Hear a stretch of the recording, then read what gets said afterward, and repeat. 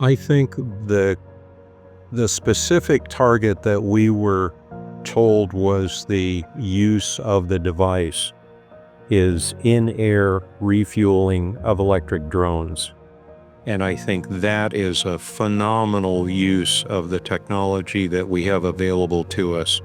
One of the major problems that we have in military frontline operations is they can put drones up to keep the airspace around our military installations safe, but those drones have to land for refueling. What this allows us to do is to refuel those drones in the air so that they can fly 24/7.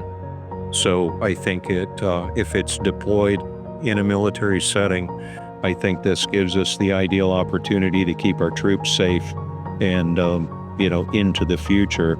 I just think that's a really spectacular goal for this product.